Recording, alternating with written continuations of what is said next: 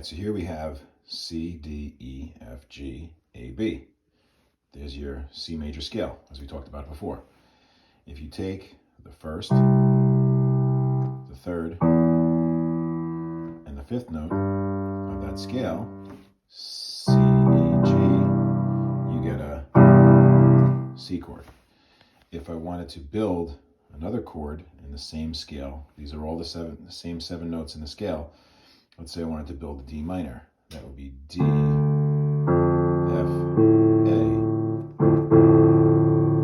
If I want to build an E minor, E, G, B.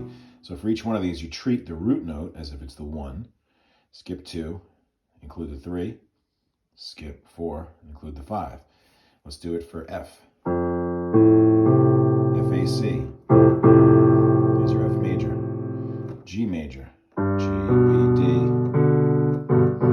So each of those is a triad. Each of those is built using, in this case, these are all chords that are within the C major scale, so no sharps or flats, all right? And so just the labeled keys that you see here. To review the major scale, you have whole step. So each of these movements from one key to the next, if there's a black key in between, it represents a whole step. So this is whole step, half step, whole step, whole step, whole step, half step. Bringing you back to your octave there. All right, so hopefully this helps a little bit, even though it's not guitar modality. You get the idea here that you can build a scale, again, using these 7 tones that are built based on where the root is: whole step, half step, whole step, half step, and then any of the chords that you want to build from within, including A, C, E. All right, that would be your A minor. And so there you have just a quick little graphic look at building chords. Alrighty, so just looked at how chords are built, and they're built by taking a particular scale, choosing a root, and then from that also including your third and fifth notes in that scale. So your 1, 3, 5, put them together and you have a chord. So now we're going to pull from the tones that are in the C major scale: C, D, E, F, G, A, B. Right, those are all the ones we just looked at a second ago. And so here is those chords: C, D, E, F, G, A minor, B diminished, and back to C. All right, and so now we're going to use this to kind of leverage this into another idea, which is the pattern of major and minor chords in a key. So we know from previous visits here that the C major scale is an easy one to look at because it's C, D, E, F, G, A, B.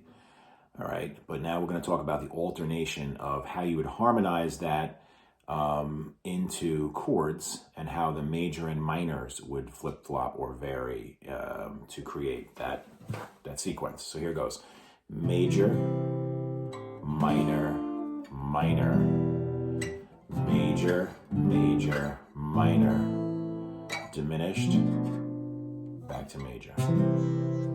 So just like there was that whole step, half step, whole step, half step bit, if you build the chords from within the particular key, and really this works for any key, it could be the key of G, as you go through that sequence: major, minor, minor, major, major, minor, diminished, and then back to the major again.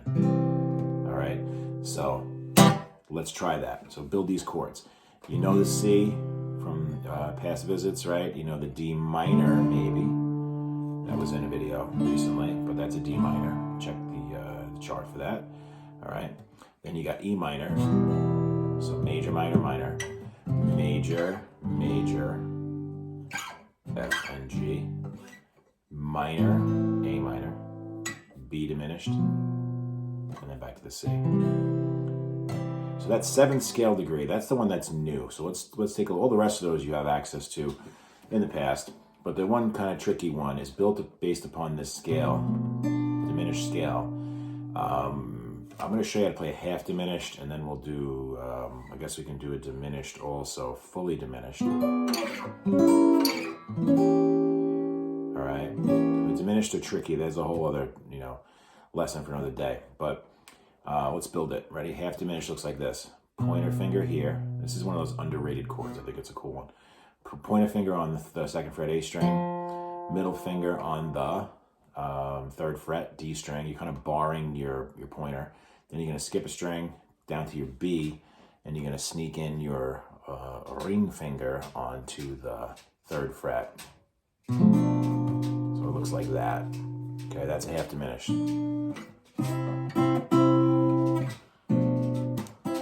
I think it's cool. There's your half diminished, and there's that. If you're going to do a fully diminished,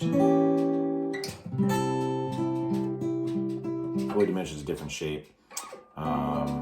That's a B fully diminished. And there's your C. So they resolve nicely to each other. This is a little bit of a softer resolve. This one's much more tense. So there are occasions in which you'd want to do that.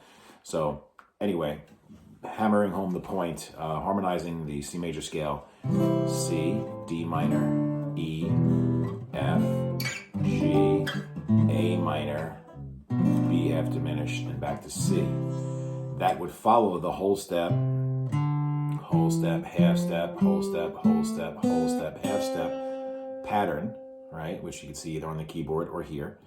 And it follows again the idea of that's major, minor, minor, major, major, minor, diminished, and then back to major. In a future video, we will tackle the triads to build that same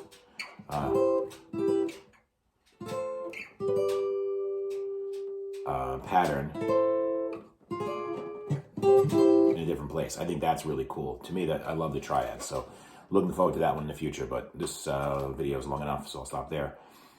Good luck with that. Practice doing your chord changes. It does involve a couple of bars in there, although I could have made the G and the F different ways if you didn't want to do bar.